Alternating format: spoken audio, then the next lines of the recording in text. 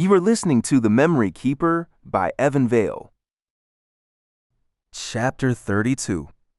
Claire had known Reece for most of a year, and the more time she spent with him, the more she liked him. They had nothing in common, yet they were totally at ease with one another. She had no idea why. When she first met him, he seemed weird. Not a weirdo, but kind of withdrawn and reluctant to talk.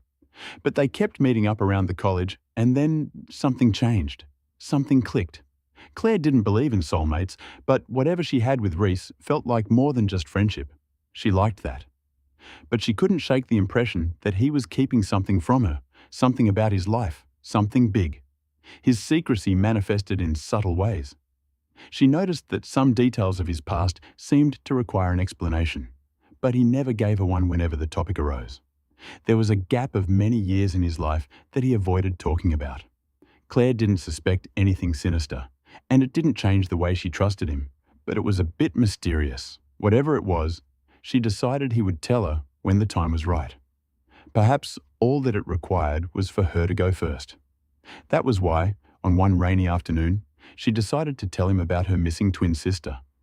They were at a cafe with tall tinted windows, not far from the university. It was busy. The tables were almost full, and there was a background hum of conversation. "Zoe's my twin sister," she explained. "We're identical twins. She disappeared about 8 months ago in the valley, and nobody's seen her since." She paused.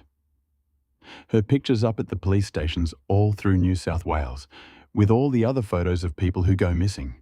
The verve of the cafe around them continued unabated. "I'm sorry," Reece said. Claire swallowed down her emotions. "I came to Melbourne to try and get myself sorted out," she continued. "Everything in the valley made me think of Zoe. It was terrible. Everyone I knew was always talking about her. I guess I came to Melbourne University to make a fresh start. I don't really tell anyone at the college about her. Megan knows, but that's all." Reece nodded. "I won't tell anyone." "No, I know you won't," she replied quickly. "I didn't mean it like that. I wanted to tell you about Zoe. I wanted you to know." A waitress moved past their table, and the pair were silent for a moment. Reece took a sip from his cup and studied Claire with new understanding. "May I ask you about her?" "Of course," she said. "What did the police find?" he asked. "Nothing," she replied, shaking her head slowly. No indications that she left of her own volition, which would be a silly suggestion anyway. "Zoe and I were 17 last year and living at home with Mum and Harold at the vineyard." Reece frowned. "Harold?" "My mum's boyfriend," Claire replied absently. "I don't like him much. He's kind of weird. He's almost too nice. I guess that's why Mum likes him. He works at the local church.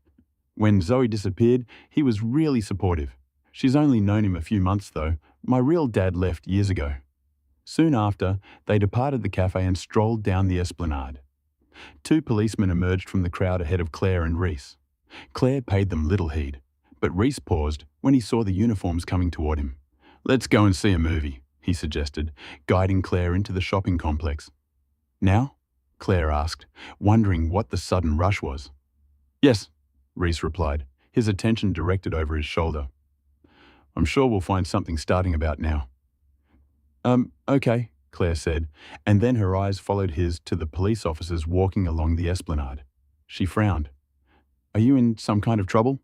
"No, no trouble," Reece answered. "What do you feel like seeing?"